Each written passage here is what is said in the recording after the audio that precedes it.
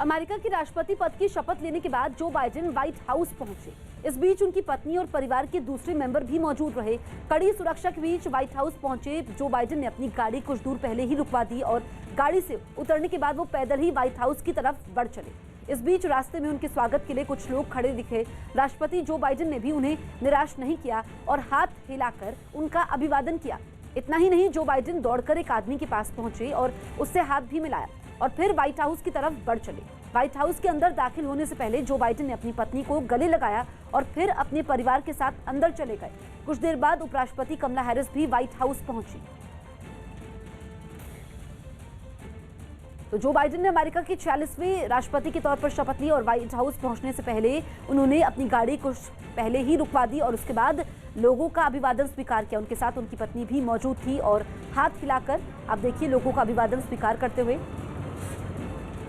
तो Joe Biden white house पहुंचे और कुछ दूरी पर अपनी गाड़ी रोककर पैदल ही अपनी पत्नी के साथ अंदर व्हाइट हाउस पहुंचे। आप देखिए कि जो लोग उनसे मिलना चाहते थे उनको भी जो बाइडेन ने निराश नहीं किया। जो बाइडेन दौड़कर एक आदमी के पास पहुंचे और उससे हाथ भी मिलाया, फिर व्हाइट हाउस की तरफ बढ़ चले। व्हाइट हाउस के अंदर दाखिल होने से पहले जो बाइडेन ने अपनी पत्नी को गले लगाया और फिर अपने परिवार के साथ अंदर चले गए। कुछ देर बाद उपराष्ट्रपति कमला हैरिस भी व्हाइट हाउस पहुंची। पश्चिम बंगाल में चुनाव करीब आते ही नेताओं की बदजबानी शुरू हो गई। टीएमसी के नेता मदन मित्रा ने एक रैली के दौरान एक दिन पहले एक विवादास्पद बयान दिया था, जिस पर सियासत तेज हो गई। मदन मित्रा ने यह बयान हावड़ा की रैली में दिया था। सुनो बीजेपी वालों, दूध मांगो तो खीर देंगे, अगर बंगाल मांगो तो चीड़ देंगे। बीजेपी ने भी टीएमसी के इस बयान पर जोरदार पलटवार किया। कौन किसको चीरेगा, वो सब डायलॉग से कुछ नहीं होने वाला है, समय आने पर सब हिसाब हो जाएगा। लेकिन बीजेपी और टीएमसी के बीच जंग केवल जबानी चीर-फाड़ तक ही सीमित नहीं रही, बल्कि दोनों पार्टियों की तरफ से अपशब्दों के तीर भी चलने लगे। एक दिन पहले टीएमसी के गोली मारने वाले नारों के बाद बीजेपी के एक रोड शो में भी ऐसे ही नारे लगे। शुवेंदु अधिकारी की अगुवाई में बीजेपी का ये रोड शो हुगली में निकाला गया, जिसमें कुछ उत्साही बीजेपी कार्यकर्ताओं ने अचानक गोली मारने वाले नारे लगाने शुरू कर दिए। ऐसे ही नारे इससे पहले दिल्ली के चुनाव में भी गूंजे थे। सड़कों पर तिरंगे झंडे और बीजेपी के झंडे लेकर निकले कार्यकर्ता काफी देर तक देश के गद्दारों को गोली मारने के नारे लगाते रहे। बीजेपी के इन नारों को टीएमसी के उन नारों के जवाब के तौर पर देखा गया जो टीएमसी की कोलकाता में हुई एक रैली में लगाए गए थे। रैली में शामिल होने के लिए जा रहे टीएमसी कार्यकर्ता काफी देर तक ऐसे ही नारे लगाते रहे थे, जिनका जवाब बीजेपी के कार्यकर्ताओं ने भी गोली मारने वाले नारों के साथ ही दिया। हुगली में निकला बीजेपी का रोड शो चुनाव से पहले शक्ति प्रदर्शन के तौर पर देखा गया, जिसकी अगुवाई शुवेंदु अधिकारी ने की। शुवेंदु के साथ रोड शो में लॉकेट चटर्जी और अर्जुन सिंह भी मौजूद रहे। हुगली की संकरी गलियों से बीजेपी ने लंबा रोड शो निकाला और शुवेंदु समेत बीजेपी के तमाम बड़े नेता एक ट्रक में सवार हो गए। आगे और पीछे लंबी भीड़ चलती रही जो लगातार नारेबाजी करती रही। गलियों में दोनों तरफ रोड शो देखने के लिए भी आम लोगों की भीड़ जमा हो गई। लोग अपने घरों की बालकनी और छतों तक पर रोड शो देखने के लिए जुट गए। खुद शुवेंदु अधिकारी बीच बीच में नारे लगवाते रहे।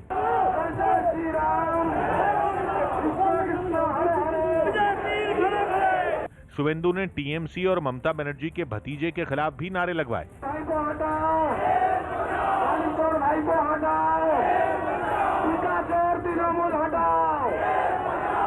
शुवेंदु ने रोड शो के दौरान ममता बनर्जी और टीएमसी पर तीखे हमले किए। टीएमसी प्राइवेट लिमिटेड कंपनी इस बार जाने वाला है। बंगाल की वोटर ने अपना मन तैयार कर लिया, वो कमल खिलाएगा पूरा बंगाल में। हुगली जिले को ममता बनर्जी का गढ़ माना जाता है, जहां बीजेपी के रोड शो को शक्ति प्रदर्शन की तरह देखा गया। बंगाल विजय के लिए बीजेपी ने मेगा प्लान तैयार किया है। अपने इस प्लान के जरिए बीजेपी की बंगाल के हर विधानसभा सीट तक पहुंचने की कोशिश होगी। बीजेपी ने बंगाल के हर विधानसभा क्षेत्र में परिवर्तन रथ यात्रा निकालने का ऐलान किया है। ये परिवर्तन रथ यात्रा 5 फरवरी से शुरू होगी, जो सभी 294 विधानसभा में जाएगी। बीजेपी ने इस रथ यात्रा को सफल बनाने के लिए बंगाल को 5 जोन में बांटा है, जहां पर ये रथ यात्राएं निकाली जाएंगी। इसके लिए पार्टी ने केंद्रीय नेताओं को प्रभारी भी नियुक्त किया है। 5 फरवरी को इस रथ यात्रा का शुभारंभ करेंगे, जबकि गृह मंत्री अमित शाह 10 और 11 फरवरी को बंगाल का दौरा करेंगे। हमारे साथ में बीजेपी नेता कैलाश विजयवर्गीय हैं। सर, पश्चिम बंगाल में रथ यात्रा निकाली जाएगी, कि किस तरीके से है, कितनी रथ यात्राएं होंगी और क्या योजना है सर? नहीं, 5 रथ यात्राएं हमारे निकलेगी और 294 विधानसभा के राज इसके खिलाफ जनता को जागरूक करेंगे और ये विश्वास दिलाएंगे कि भारतीय जनता पार्टी की सरकार आएगी तो अराजकता समाप्त होगी, प्रजातंत्र की स्थापना होगी वहाँ पर, और ये सिंडिकेट राज को हम समाप्त करेंगे। और मोदी जी के नेतृत्व में जिस प्रकार गरीबों के उन्नयन की योजनाएं चल रही वो उनका लाभ उन तक पहुँचाएंगे, क्योंकि दुर्भाग्य से बंगाल में किसानों को किसान सम्मान निधि का पैसा नहीं मिल रहा है, आयुष्मान योजना का लाभ नहीं मिल रहा है, प्रधानमंत्री आवास योजना का लाभ ठीक तरीके से वहाँ पर नहीं पहुँच पा रहा, बीच में सिंडिकेट के लोग पैसा खा रहे हैं। तो इस भ्रष्टाचार को समाप्त करके गरीबों की योजनाएं गरीबों तक पहुँचे, ये विश्वास दिलाएंगे। और मुझे विश्वास है कि ये रथ यात्रा वहाँ पर एक क्रांति पैदा करेगी। एक सवाल और बीजेपी अध्यक्ष और गृह मंत्री भी होंगे, और कब से कब तक? 5 तारीख से हमारी पहली यात्रा निकलेगी, 5 या 6 को नड्डा जी उसका शुभारंभ करेंगे, और हमारी लास्ट यात्रा निकलेगी 11-12 को। हमने आग्रह किया गृह मंत्री जी से, यदि वो समय देंगे तो वो उसको हरी झंडी बता के शुरुआत करेंगे। तांडव के निर्देशक अली अब्बास जफर के माफी मांगने और विवादित सीन हटाने के ऐलान के बावजूद देश भर में तांडव का विरोध नहीं थमा। दिल्ली और मुंबई समेत देश के कई शहरों में लोग वेब सीरीज तांडव का विरोध करने के लिए सड़कों पर उतरे, जिनमें जम्मू भी शामिल है। जम्मू में डोगरा फ्रंट नाम की संस्था ने सड़क पर उतरकर तांडव के खिलाफ नारेबाजी की। तांडव और अमेज़न प्राइम वीडियो के विरोध में पोस्टर लेकर काफी देर तक मार्च करने के बाद शहर के एक अहम चौराहे पर पोस्टरों को आग के हवाले कर दिया गया। ये तांडव पिक्चर थोड़ी है, इसने हिंदू और मुसलमानों के अंदर तांडव करवाने का प्रयास करा है। दिल्ली में बीजेपी नेता विजय गोयल की अगुवाई में जंतर मंतर पर लोग धरने पर बैठ गए। तांडव के निर्माताओं को जंतर मंतर पर जमा हुए लोगों के निशाने पर केवल तांडव ही नहीं बल्कि OTT पर दिखाई जा रही सभी वेब सीरीज नहीं। प्रदर्शनकारियों ने आरोप लगाया कि OTT पर दिखाई जाने वाली फिल्में और वेब सीरीज अश्लीलता से भरा कंटेंट परोस रही हैं, इसलिए सरकार को इन्हें सेंसर करने की जरूरत है। इनका कहना है कि ये जब तक सेंसरशिप इन OTT प्लेटफॉर्म्स पर नहीं लगती तब तक किसी तरीके का कंटेंट परोसा जाएगा जो कि भारतीय संस्कृति के खिलाफ है। प्रदर्शनकारियों के मुताबिक वेब सीरीज तांडव में केवल धर्म का ही नहीं बल्कि लोकतांत्रिक ढांचे का भी मजाक बनाया गया। उन्होंने हिंदू देवी देवताओं का अपमान दिखाया हुआ है, दलितों का अपमान दिखाया है, इंडियन लीगल सिस्टम का अपमान दिखाया है। हालांकि हर तरफ से हो रहे विरोध के बीच तांडव से कुछ विवादित सीन हटा दिए गए, लेकिन विरोध बंद नहीं हुआ। 4 दिन से तांडव के विरोध में जारी आंदोलन के बाद मुंबई के घाटकोपर थाने में भी FIR दर्ज कर ली गई। ये वही थाना है जिसके सामने एक दिन पहले बीजेपी विधायक राम कदम भूख हड़ताल पर बैठे थे। और अगले दिन भी प्रदर्शनकारियों ने तांडव सीरीज के पोस्टर जलाकर अपना गुस्सा जताया। राम कदम ने दावा किया कि तांडव की टीम की गिरफ्तारी तक आंदोलन जारी रहेगा। हमारी श्रद्धा पर ये बहुत बड़ा गहरा प्रहार है, तो इस कारण माफी मांगना, दृश्यों को हटाना, इन बातों से हमारा रन रुकेगा नहीं। दूसरी तरफ यूपी के भी कई शहरों में तांडव पर आक्रोश सड़कों पर दिखा। अयोध्या में लोग शहर के एक अहम चौराहे पर तांडव के पोस्टर जलाने पहुंच गए। कुछ ऐसा ही विरोध यूपी के रायबरेली में भी हुआ। तो यूपी की सीमा से लगने वाले राजस्थान के भरतपुर में भी तांडव का विरोध करने के लिए लोग सड़कों पर आ गए। काफी देर तक नारेबाजी करने के बाद प्रदर्शनकारियों ने वेब सीरीज के निर्देशक का पुतला फूंककर अपना विरोध जताया।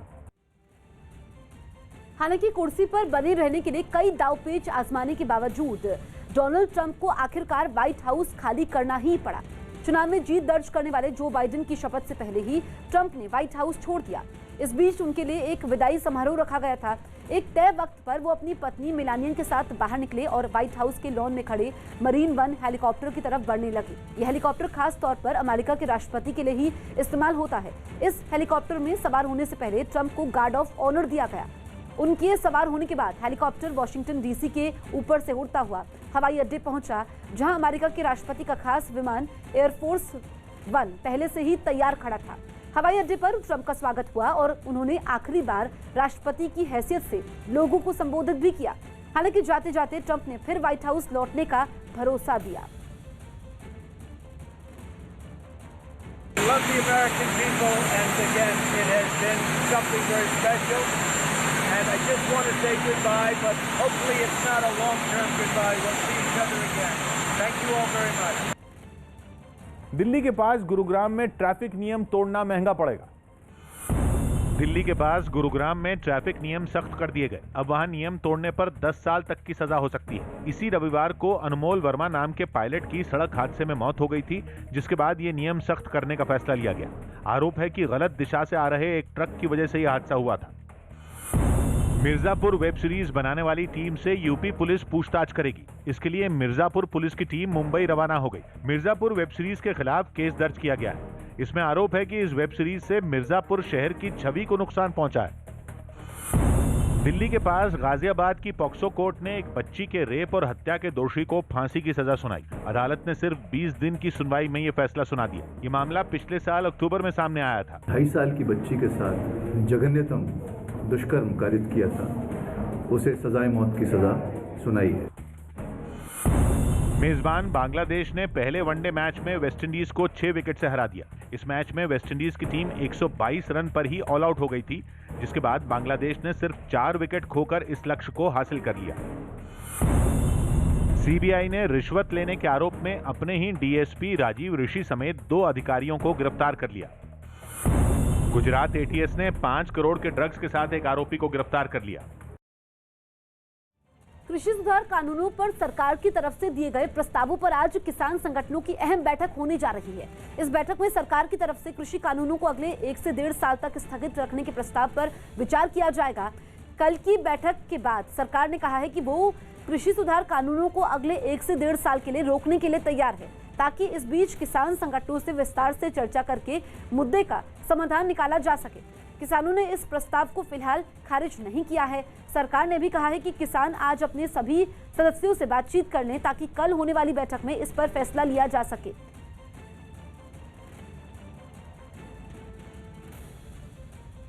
सरकार 1-1.5 साल तक भी कानून के क्रियान्वयन को स्थगित करने के लिए सहमत है। इस दौरान किसान और सरकार के प्रतिनिधि मिलकर समस्याओं का हल खोजें। हमने कहा कि ठीक है, हम आपके इस प्रपोजल के ऊपर सोचेंगे। एमएसपी कमेटी एक बनेगी जो एमएसपी और 3 कानूनों के बारे में डिसाइड करेगी। लेकिन हमने मीटिंग करके ये बताया कि we are on the repeal of the laws with the repeal of act and also on your proposal. हम सोचेंगे कि आपकी प्रपोजल के बारे में। कल हमने पंजाब की संगठनों की संयुक्त किसान मोर्चा के संगठनों की बैठक बुला ली है सुबह से लेकर शाम तक। उसमें हम डिसाइड करेंगे कि सरकार की प्रपोजल के बारे में क्या करें। राजस्थान के अलवर में आरएलपी सांसद हनुमान बेनीवाल के कुछ समर्थकों पर वहां के एक टोल प्लाजा पर तोड़फोड़ और कर्मचारियों से बदसलूकी करने का आरोप लगा। घटना तब हुई जब सांसद का काफिला जयपुर से दिल्ली की तरफ आ रहा था, जिसमें 8 से 10 गाड़ियां शामिल थी। घटना की जो तस्वीरें सामने आई, उनमें एक तस्वीर में शाहजहांपुर टोल प्लाजा के बूथ नंबर 4 से हनुमान बेनीवाल की कार निकलती दिखाई दी। लेकिन काफिले में शामिल दूसरी गाड़ियों के निकलने से पहले ही टोल प्लाजा का बैरियर गिर गया, जिससे उनके समर्थक भड़क गए। इसके बाद तो उन्होंने आओ देखा ना ताओ टोल प्लाजा पर चढ़ाई कर दी। कई समर्थक वहां मौजूद कर्मचारियों के साथ बदसलूकी करने लगे, जबकि कुछ लोगों ने टोल प्लाजा पर लगे बैरियर को ही तोड़ दिया। और मेरे जितने भी कर्मचारी खड़े थे उनके साथ गाली गलौज किया है, और जो बूम बैरियर लाइनों में लगे थे उनको तोड़ ताड़ दिया है। बवाल बढ़ा तो हनुमान बेनीवाल भी अपने सुरक्षा कर्मियों के साथ वहां पहुंच गए और उन्होंने हंगामा कर रहे लोगों को समझा बुझाकर मामला शांत करा दिया। बेनीवाल जी, क्या मामला हो गया? क्या मामला? इस घटना की वजह से टोल प्लाजा पर थोड़ी देर तक अफरा तफरी का माहौल बना रहा। हालांकि बाद में हनुमान बेनीवाल अपने समर्थकों के साथ वहां से चले गए। वेब सीरीज तांडव के मामले में आज से यूपी की पुलिस भी अपनी जांच शुरू करेगी। यूपी पुलिस कल ही मुंबई पहुंच गई है। यूपी के लखनऊ, सोनभद्र और मिर्जापुर में तांडव से जुड़ी टीम पर एफआईआर दर्ज की गई है और इसी सिलसिले में इन तीनों जिलों की टीम मुंबई पहुंच गई है। हालांकि इस मामले में फिलहाल किसी की गिरफ्तारी होना मुश्किल दिखाई दे रहा है, क्योंकि बॉम्बे हाईकोर्ट ने इस मामले में वेब सीरीज के director Ali Abbas Zafar, producer Himanshu Mehra, script writer Gaurav Solanki समेत 4 लोगों को ट्रांजिट अग्रिम जमानत दे दी है।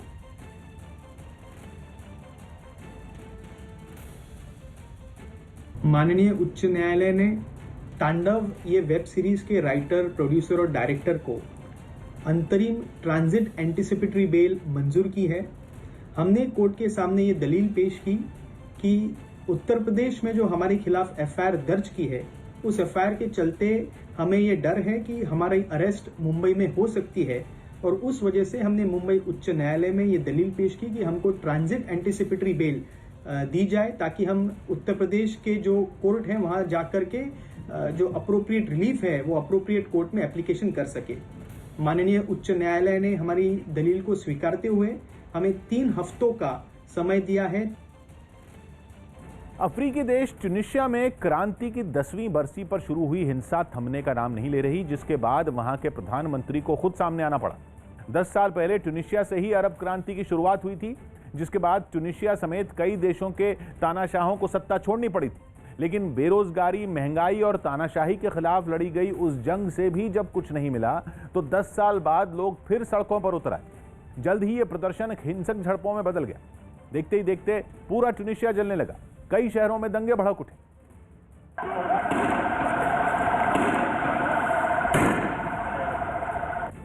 सेना तैनात करने के बावजूद जब हालात संभालना मुश्किल हो गया, तो आखिरकार वहां के प्रधानमंत्री को सामने आना पड़ा। प्रधानमंत्री ने प्रदर्शनकारियों के गुस्से को जायज ठहराया और शांति की अपील की। वग़ज़बकुम मशरूअ वदौरी वदौर हुकूमत अन नअमल। इससे पहले राजधानी ट्यूनिस समेत कई शहरों में जबरदस्त प्रदर्शन हुए। गुस्साए लोगों ने जगह जगह आगजनी की और सड़कों पर कब्जा जमा लिया। कई इमारतों और दफ्तरों को भी नुकसान पहुंचाया गया। कई जगहों पर तो उपद्रवियों की सुरक्षा बल के साथ हिंसक झड़पें हुई।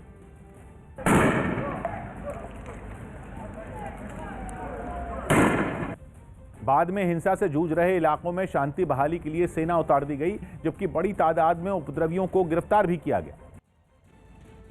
पश्चिम बंगाल में सीएम ममता बनर्जी को एक और झटका लगा है। टीएमसी विधायक और ममता बनर्जी के करीबी माने जाने वाले अरिंदम भट्टाचार्य बीजेपी में शामिल हो गए, जिन्हें बीजेपी नेता भूपेंद्र यादव ने दिल्ली में पार्टी की सदस्यता दिलाई। बंगाल में बीजेपी के प्रभारी कैलाश विजयवर्गीय और बीजेपी नेता शाहनवाज हुसैन के सामने अरिंदम भट्टाचार्य ने पार्टी का दामन थाम लिया।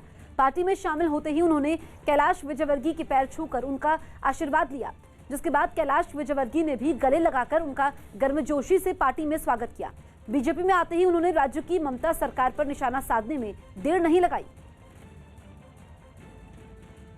हम काम नहीं कर पा रहे हैं, जो हमारे विजन्स, जो हमारा टारगेट था, हम उसे अचीव नहीं कर पा रहे हैं। क्यों? क्योंकि हमें रोका जा रहा है, काम नहीं करने देंगे। वहीं अरिंदम भट्टाचार्य की टीएमसी छोड़कर बीजेपी में जाने की दलील पर टीएमसी नेता कुणाल घोष ने पलटवार किया और उन्हें दल बदलू बता दिया। वो पहले लेफ्ट सपोर्टेड कांग्रेस एमएलए था, फिर कांग्रेस से तृणमूल में आया, फिर तृणमूल से भाजपा में नाम लिखाया।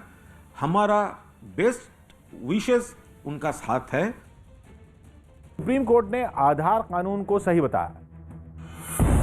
आधार कार्ड कानूनी तौर पर बना रहेगा। इसके खिलाफ दाखिल पुनर्विचार याचिका को भी सुप्रीम कोर्ट ने खारिज कर दिया। इससे पहले 2018 में भी सुप्रीम कोर्ट ने आधार कानून को सही बताया था। गुजरात सरकार ने ड्रैगन फ्रूट का नाम बदलकर कमलम कर दिया। सरकार का तर्क है कि ड्रैगन नाम होने से इस फल को चीन से जुड़ा समझा जाता है, इसीलिए इसके नाम में बदलाव किया गया है। अभी कमलम किया, अपने इंडिया में प्रोडक्शन ज़्यादा होगा, हमको सस्ता भी पड़ेगा और थोड़ा सेल्स भी ज़्यादा बढ़ेगा। राजस्थान में कांग्रेस के विधायक गजेंद्र सिंह शेखावत का निधन हो गया। वो 48 साल के थे और काफी समय से उनके लिवर की बीमारी का इलाज दिल्ली के ILBS अस्पताल में चल रहा था। शेखावत के निधन पर सीएम अशोक गहलोत और सचिन पायलट समेत कई नेताओं ने दुख जताया। उदयपुर की वल्लभनगर विधानसभा सीट से विधायक गजेंद्र सिंह शेखावत को पायलट का करीबी नेता माना जाता था। टीम इंडिया की टेस्ट सीरीज में शानदार जीत पर ऑस्ट्रेलियाई मीडिया ने टीम इंडिया की तारीफ की। ICC ने ऑस्ट्रेलिया के अखबारों की एक तस्वीर शेयर की, जिनमें बताया गया कि भारत की ये जीत वर्ल्ड क्रिकेट के लिए भी खास है। चेन्नई में बने पूर्व सीएम जयललिता के स्मारक की शुरुआत 27 जनवरी को होगी। तमिलनाडु में इसी साल विधानसभा चुनाव होने हैं। ऐसे में इस स्मारक की शुरुआत से पहले ही कई तरह की चर्चाएं शुरू हो गईं। दिलचस्प ये भी है कि इसी दिन भ्रष्टाचार के आरोप में सजा काटने के बाद जयललिता की करीबी शशिकला जेल से रिहा होंगी।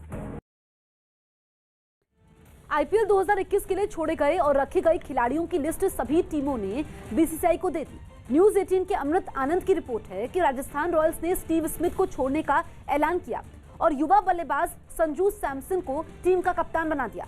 रॉयल चैलेंजर्स बेंगलोर ने ऑरोन फिंच को बाहर का रास्ता दिखा दिया। इसके अलावा क्रिस मॉरिस, डेल स्टेन और मोइन अली को भी टीम ने छोड़ने का ऐलान किया। किंग्स 11 पंजाब ने ग्लेन मैक्सवेल, शेल्टन कॉटरेल और मुजीबुर रहमान को टीम से बाहर किया। चेन्नई सुपर किंग्स में इस बार केदार जाधव, मुरली विजय और पीयूष चावला नहीं होंगे, जबकि हरभजन सिंह पहले ही कॉन्ट्रैक्ट खत्म होने के कारण टीम से अलग होने का ऐलान कर चुके हैं।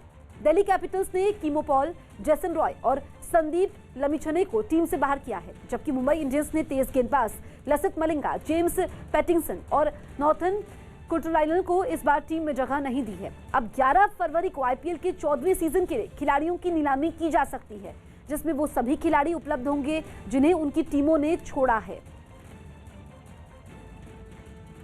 लेखक जावेद अख्तर की मानहानि के मामले में मुंबई पुलिस ने अभिनेत्री कंगना रनौत को कल पूछताछ के लिए बुलाया है।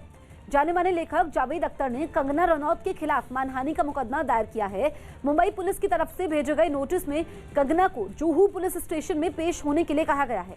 जावेद अख्तर ने कंगना पर एक इंटरव्यू के समय अपने खिलाफ आधारहीन टिप्पणी करने का आरोप लगाया है।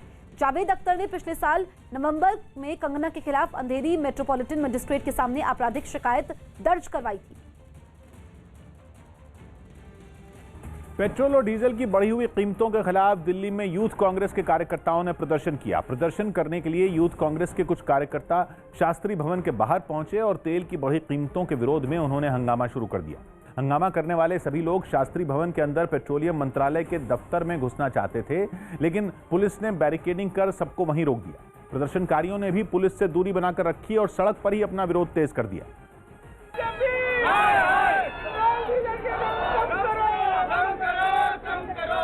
ज्यादातर लोग नारे लगाकर हंगामा करते रहे, जबकि प्रदर्शन में शामिल यूथ कांग्रेस के एक कार्यकर्ता ने भैंस के पोस्टरों के आगे बीन बजाकर विरोध जताया।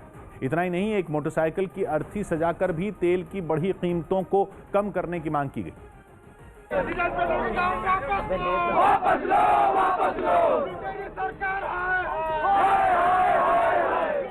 यूथ कांग्रेस के कार्यकर्ताओं ने सड़क पर बैठकर भी नारेबाजी की। हालांकि पुलिस की सख्ती की वजह से उनका प्रदर्शन ज्यादा देर तक नहीं चल पाया। सूरत में रिलायंस जियो के ट्रेडमार्क का इस्तेमाल करते हुए आटा बेचने के मामले में पुलिस ने 4 लोगों को गिरफ्तार किया है। रिलायंस जियो ने इस मामले में सूरत के सचिन पुलिस स्टेशन में शिकायत दर्ज करवाई थी। शिकायत में पुलिस को बताया गया कि रामकृष्ण ट्रेडिंग नाम की कंपनी जियो के ट्रेडमार्क का इस्तेमाल करते हुए आटा बेच रही है। रिलायंस जियो की शिकायत पर पुलिस ने रामकृष्णा ट्रेड लिंक नाम की एक कंपनी के खिलाफ कार्रवाई की और 4 लोगों को गिरफ्तार किया। आरोपियों के खिलाफ ये कार्रवाई ट्रेडमार्क एक्ट के तहत की गई है। रिलायंस की जियो कंपनी की तरफ से सचिन पुलिस स्टेशन में एक फरियाद दाखिल हुई है और उस फरियाद के तहत में रामकृष्ण ट्रेडलिंक नाम की कंपनी जियो का ट्रेडमार्क यूज़ करके जियो आटा बना रही थी और ये लगभग जनवरी मंथ से इन्होंने स्टार्ट किया था। इसके बारे में कंप्लेन करने पे पुलिस ने ऑफेंस रजिस्टर किया है और साथ ही साथ 4 आरोपियों को भी पकड़ा गया है और ये कार्रवाई ट्रेडमार्क एक्ट के तहत की गई है। बंगाल चुनावों से ठीक पहले हुगली में मुसलमानों की आस्था का प्रमुख केंद्र माने जाने वाले फुरफुरा शरीफ के पीरजादा अब्बास सिद्दीकी आज अपनी नई पार्टी बनाने का ऐलान किया है। पीरजादा अब्बास सिद्दीकी आज शाम 4 बजे कोलकाता में एक प्रेस कॉन्फ्रेंस में इसका ऐलान कर सकते हैं। मुसलमानों, दलितों और आदिवासियों को मिलाकर बन रहे इस संगठन से बंगाल की राजनीति में बड़ा बदलाव देखने को मिल सकता है। खास बात यह है कि फुरफुरा शरीफ बंगाली मुसलमानों की जियारत का एक अहम केंद्र है और फुरफुरा शरीफ के पीरजादा का बंगाल के कई हिस्सों में अच्छी खासी पकड़ है। दावा किया जाता है कि अब्बास सिद्दीकी की सिर्फ हुगली ही नहीं बल्कि उत्तर 24 परगना, दक्षिण 24 परगना, बर्धमान और हावड़ा में बांग्ला भाषी मुसलमानों के बीच अच्छी खासी पैठ है। यही वजह है कि पिछले दिनों असदुद्दीन ओवैसी ने भी उनसे मुलाकात की थी। अमेरिका और ईरान के बीच तनाव चरम पर है। इसी बीच अमेरिका ने परमाणु बम बरसाने वाला अपना विमान भेजकर ईरान को हद में रहने की चेतावनी दे डाली। ईरान पिछले कुछ वक्त से ताबड़तोड़ सैन्य अभ्यास कर अपनी ताकत दिखा रहा है। यही नहीं, वो जल्द ही परमाणु ताकत बनने की धमकी भी दे चुका है। लेकिन ईरान का ये शक्ति प्रदर्शन इलाके में अमेरिका के लिए नाक का सवाल बन गया। ऐसे में बौखलाए अमेरिका ने भी जवाबी कार्रवाई करते हुए अपने सबसे खतरनाक विमान B-52 को ईरान की तरफ भेज दिया। परमाणु बम गिराने और आसमान से ही मिसाइलें दागने की क्षमता रखने वाला ये विमान खुद में किसी सेना से कम नहीं है। इस विमान को भेज अमेरिका ने ईरान को खुली चेतावनी भी दे डाली। अमेरिका ने साफ कर दिया कि अगर ईरान ने हदें पार की तो वो भी पलटवार के लिए पूरी तरह तैयार है।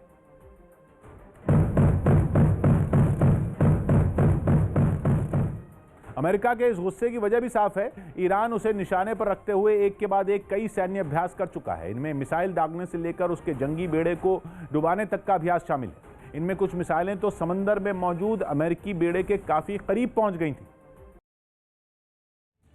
पश्चिम बंगाल विधानसभा चुनाव की तैयारियां तेज हो गई हैं। चुनाव आयोग की टीम 2 दिन के दौरे पर कोलकाता पहुंच गई। चुनाव आयोग की ये टीम प्रशासनिक और पुलिस अधिकारियों के साथ बैठक करेगी। केंद्र और राज्य एजेंसियों के अधिकारियों से मिलने से पहले ये टीम राज्य के सभी राजनीतिक दलों के प्रतिनिधियों से अलग अलग मुलाकात करेगी। जानकारी के मुताबिक आज चुनाव आयोग की टीम राज्य के मुख्य सचिव, गृह सचिव और राज्य पुलिस महानिदेशक के साथ बैठक कर पश्चिम बंगाल में कानून व्यवस्था की मौजूदा स्थिति की जानकारी लेगी। एनडीआरएफ में जवानों की संख्या बढ़ाई गई। दिल्ली के विज्ञान भवन में एनडीआरएफ का स्थापना दिवस मनाया गया। इस मौके पर यह ऐलान भी हुआ कि एनडीआरएफ में जवानों की संख्या बढ़ाई जाएगी। इसके बाद एनडीआरएफ की बटालियन की संख्या 13 से बढ़कर 16 हो जाएगी। आपदाओं के बढ़ते खतरों को देखते हुए भारत सरकार ने 4 एनडीआरएफ बटालियनों को भी मंजूरी दी है। यूपी विधान परिषद की गैलरी में सावरकर की तस्वीर लगाए जाने का मामला तूल पकड़ता जा रहा है। अब इस मामले में विधान परिषद के सभापति रमेश यादव ने प्रमुख सचिव को जांच के बाद कार्रवाई का आदेश दिया। इससे पहले कांग्रेस एमएलसी दीपक सिंह ने सभापति को एक खत लिखकर यह मामला उठाया था।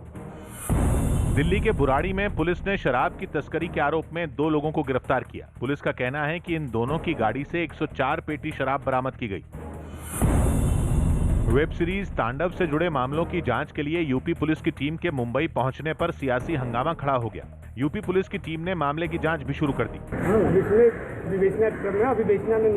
एक तरफ बीजेपी विधायक राम कदम ने ट्वीट कर यूपी के सीएम योगी आदित्यनाथ का आभार जताया, जबकि कांग्रेस ने यूपी पुलिस के कदम को संविधान की मूल भावना के खिलाफ बता दिया। ये पूरा देश जो है डॉक्टर बाबा साहेब अम्बेडकर की जो हमारी कॉन्स्टिट्यूशन है उसके दायरे में चलता है।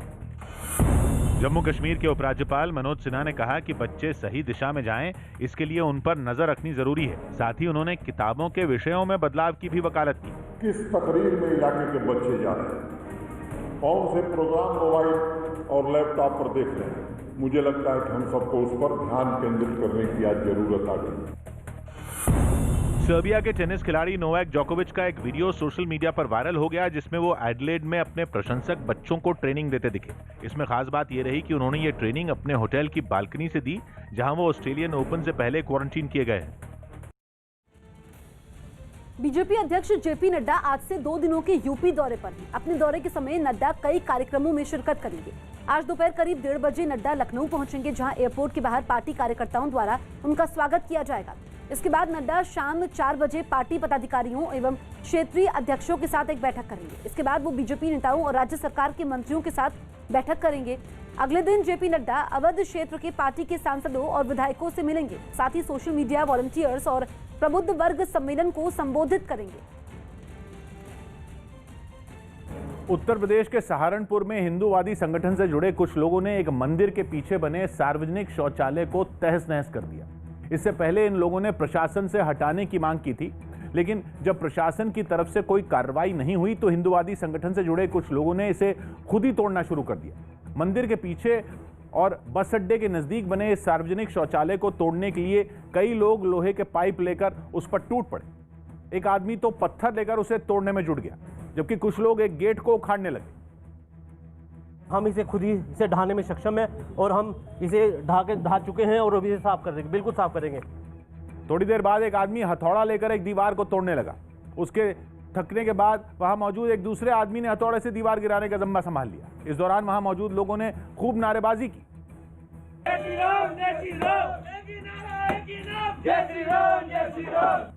मंदिर के पास मौजूद इस सार्वजनिक शौचालय को हटाने के लिए उन लोगों ने वहां काफी देर तक उत्पात मचाया। कृषि सुधार कानूनों के मामले में बनाई गई कमेटी में खाली हुई जगह पर सुप्रीम कोर्ट ने सरकार से जवाब मांगा। न्यूज 18 के एहतेशाम खान की रिपोर्ट है कि सुप्रीम कोर्ट ने सरकार को इस मामले में नोटिस जारी किया और उससे पूछा कि एक सदस्य के अलग होने से कमेटी में जो जगह खाली हुई है उसका क्या करना है। साथ ही चीफ जस्टिस ने इस बात पर नाराजगी भी जाहिर की कि कुछ लोग कमेटी और सुप्रीम कोर्ट की छवि खराब कर रहे हैं, क्योंकि किसान संगठनों और कई पार्टियों ने कृषि सुधार कानूनों के मामले में बनी कमेटी की निष्पक्षता पर सवाल उठाए थे, जबकि इसके सदस्यों का काम केवल किसानों से बातचीत करना और उनकी जो दिक्कतें हैं उस पर एक रिपोर्ट तैयार करना है, जिसके बाद एक निष्पक्ष राय सामने आएगी। इससे पहले कुछ किसान संगठनों की ओर से कोर्ट में दायर याचिका में पूरी कमेटी को बदलने की मांग की गई, लेकिन सुप्रीम कोर्ट ने केंद्र सरकार से केवल एक जगह खाली होने पर जवाब मांगा, पूरी कमेटी बदलने पर नहीं। बीते कई महीनों से जंगल की आग से जूझ रहे अमेरिका के कैलिफोर्निया में तेज हवाओं से एक बार फिर आग भड़कने का खतरा पैदा हो गया। वहां के कई इलाकों में 150 किलोमीटर प्रति घंटे की रफ्तार से सूखी और तेज हवाएं चली, जो अपने रास्ते में आने वाली चीजें भी उड़ाती गईं। ताकतवर हवाओं की वजह से कई पेड़ मकानों के ऊपर गिर गए, जिससे उन्हें भारी नुकसान हुआ। सामने आई तस्वीरों में एक तस्वीर में भारी भरकम पेड़ हवाओं के थपेड़े सहते नजर आए, जबकि कुछ हार मानकर धराशायी हो गए। इतना ही नहीं, एक और तस्वीर में तो एक गाड़ी सड़क पर पलटी दिखी।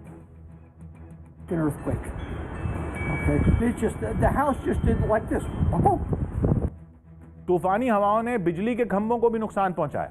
एहतियात के तौर पर जंगल के आसपास के कई इलाकों में बिजली की सप्लाई रोक दी गई, क्योंकि डर है कि हवाओं की वजह से बिजली के तार टूट सकते हैं और उनसे निकलने वाली चिंगारी आग भड़काने में मदद कर सकती है।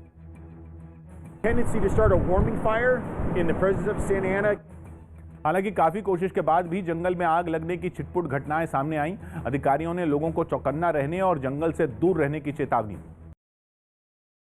चीन ने अमेरिका की पूर्व विदेश मंत्री माइक पोम्पियो और पूर्व अमेरिकी एनएसए रॉबर्ट सी ओब्रायन पर चीन आने पर रोक लगा दी है। माइक पोम्पियो और रॉबर्ट सी ओब्रायन पर चीन में नफरत फैलाने का आरोप लगाते हुए ये कार्रवाई की है। इसके साथ ही चीन ने 28 और लोगों पर चीन में प्रवेश करने पर रोक लगा दी है। चीन ने इन लोगों पर नफरत फैलाने और चीन अमेरिका के बीच रिश्तों को खराब करने का आरोप लगाया। ड्रग्स केस में दाऊद इब्राहिम का करीबी पकड़ा गया। मुंबई में चिंकू पठान नाम के गैंगस्टर को गिरफ्तार किया गया। उस पर ड्रग्स की तस्करी का आरोप है। माना जाता है कि गैंगस्टर चिंकू पठान दाऊद इब्राहिम का करीबी है। शुक्रवार को कांग्रेस पार्टी की एक बैठक होगी, जिसमें संगठन चुनाव की प्रक्रिया पर मोहर लग सकती है। इसके बाद ही पार्टी अध्यक्ष और दूसरे पदों पर चुनाव की तारीखों का ऐलान होगा। भारतीय सेना ने इस बात पर चिंता जताई कि पूर्व सैनिक वर्दी या मेडल के साथ राजनीतिक प्रदर्शनों में शामिल हो रहे हैं। सेना का कहना है कि नियमों के मुताबिक ऐसा नहीं किया जा सकता। साथ ही यह भी साफ किया गया कि सेना के रिटायर्ड जवान बिना वर्दी के ऐसे प्रदर्शनों में शामिल हो सकते हैं। अरुणाचल प्रदेश के पूर्व राज्यपाल माता प्रसाद का निधन हो गया। वो 96 साल के थे और बीमारी की वजह से पीजीआई लखनऊ में भर्ती थे। माता प्रसाद 1988 में यूपी के राजस्व मंत्री भी रहे। ब्रिस्बेन टेस्ट में भारत को ऐतिहासिक जीत दिलाने वाले विकेटकीपर बल्लेबाज ऋषभ पंत की रैंकिंग में बड़ा सुधार हुआ है। न्यूज 18.com की रिपोर्ट है कि ब्रिस्बेन टेस्ट की चौथी पारी में नॉट आउट 89 रन बनाने वाले पंत ने आईसीसी की टेस्ट रैंकिंग में बड़ी छलांग लगाई और वो इस लिस्ट में 13वें पायदान पर पहुंच गए। हालांकि उनसे ऊपर के 12 खिलाड़ियों में कोई भी विकेटकीपर बल्लेबाज नहीं है। पंत के बाद दक्षिण अफ्रीका के विकेटकीपर बल्लेबाज क्विंटन डी कॉक हैं, जो 15वें पायदान पर हैं। वहीं ब्रिस्बेन टेस्ट की दूसरी पारी में शानदार 56 रनों की पारी खेलने वाले चेतेश्वर पुजारा को भी एक पायदान का फायदा हुआ है। अब वो 7वें नंबर पर पहुंच गए हैं। आईसीसी की टॉप 10 बल्लेबाजों की लिस्ट में फिलहाल 3 भारतीय खिलाड़ी हैं। इनमें विराट कोहली चौथे, चेतेश्वर पुजारा 7वें और अजिंक्य रहाणे 9वें पायदान पर हैं। दिल्ली के इंदिरा गांधी इंटरनेशनल एयरपोर्ट पर लोगों से सोशल डिस्टेंसिंग का पालन करवाने के लिए खास तरह के सेंसर लगाए गए। दावा किया गया कि इस तकनीक से एयरपोर्ट पर सोशल डिस्टेंसिंग का पालन करवाने में काफी मदद मिलेगी और यात्रियों को कोरोना की गिरफ्त में आने से बचाया जा सकेगा। ये सेंसर एयरपोर्ट की छतों पर उन सभी जगहों पर लगाए गए जहां ज्यादा संख्या में लोग मौजूद होते हैं। सोशल डिस्टेंसिंग की अनदेखी होते ही ये वहां बनाए गए कंट्रोल रूम को सिग्नल भेजकर अलर्ट कर देंगे, जिसके बाद वहां तैनात सुरक्षाकर्मी लोगों से जरूरी दूरी का पालन करवाने में जुट जाएंगे। दिल्ली के अंतर्राष्ट्रीय हवाई अड्डे पर हैं और यहाँ पर जो एक सेंसर लगाया गया है, आप देख सकते हैं कि ये सेंसर जो है ये अलर्ट करता है स्टाफ को कि किस जगह पर ज़्यादा भीड़ है और सोशल डिस्टेंसिंग का पालन नहीं हो रहा है। इस तरह के 513 सेंसर टर्मिनल 1, 2 और 3 पर चारों तरफ लगाए गए हैं ताकि कोरोना जैसी खतरनाक बीमारी की रोकथाम में मदद मिले और लोग बेखौफ होकर यात्रा कर सकें। ऑस्ट्रेलिया को उसी के घर में पटखनी देने पर टीम इंडिया की पूरी दुनिया में तारीफ हो रही है। एक दिन पहले ही ब्रिस्बेन में टीम इंडिया ने चौथा टेस्ट जीतकर सीरीज अपने नाम की, जिसके बाद पूरे देश में जश्न का माहौल बन गया। ऐसा ही जश्न मैच खत्म होने के बाद टीम इंडिया के ड्रेसिंग रूम में भी देखने को मिला। वहां टीम के कोच रवि शास्त्री ने सभी खिलाड़ियों के प्रदर्शन की तारीफ की। चौथे टेस्ट की दूसरी पारी में शुभमन गिल, चेतेश्वर पुजारा और ऋषभ पंत ने दमदार बल्लेबाजी कर ऑस्ट्रेलिया को घुटनों पर ला दिया था। रवि शास्त्री ने इन तीनों के प्रदर्शन को शानदार बताया और बाकी खिलाड़ियों को भी उनके अच्छे प्रदर्शन के लिए बधाई दी। You will be known as the ultimate warrior. Rishabh, simply outstanding.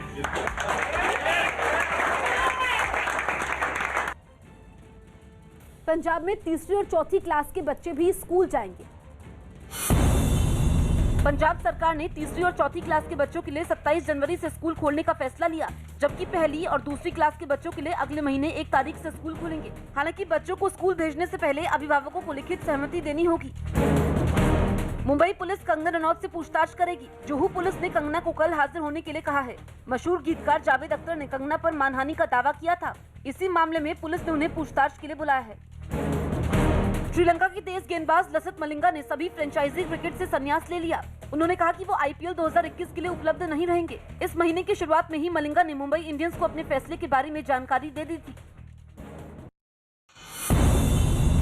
Jharkhand के चतरा में नक्सलियों को लगाए आईडी ब्लास्ट होने से एक लड़का गंभीर रूप से जख्मी हो गया। घायल को तुरंत अस्पताल ले जाया गया, लेकिन उसकी हालत गंभीर होने की वजह से उसे रांची के रिम्स अस्पताल रेफर किया गया। यूपी के कानपुर में भीषण सड़क हादसा हो गया। इस हादसे में 3 लोगों की मौत हो गई, जबकि 4 लोग गंभीर रूप से घायल हो गए। सभी घायलों को इलाज के लिए अस्पताल में भर्ती करवा दिया गया। बिहार के भागलपुर में लूट के एक मामले में पुलिस ने 5 आरोपियों को गिरफ्तार कर लिया। साथ ही पुलिस ने आरोपियों के पास से लूट के 15 लाख रुपए और गहने भी बरामद कर लिए। कोरोना महामारी ने आपसी सहयोग की भावना को एक नई मजबूती दी है, ताकि पूरा देश एकजुट होकर इस संकट का मुकाबला कर सके। कोरोना के खिलाफ दुनिया का सबसे बड़ा टीकाकरण अभियान भी शुरू हो चुका है और हम सबको फिर से मिलकर इस वायरस को हराना है।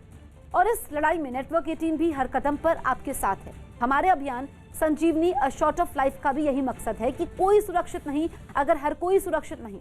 नेटवर्क 18 की इस पहल का उद्देश्य है कि हर भारतीय की वैक्सीन तक पहुंचो।